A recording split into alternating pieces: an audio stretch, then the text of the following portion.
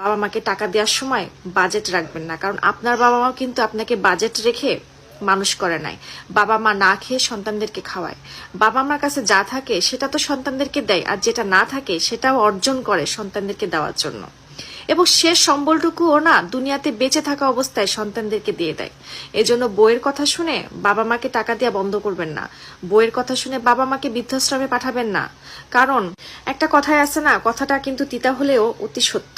প্রত্যেকটা নারীর হাতে যদি বাবা মায়ের দায়িত্ব দেওয়া হতো, তাহলে দুনিয়াতে কোনো বাবা মাকে বৃদ্ধাশ্রমে যেতে হতো না।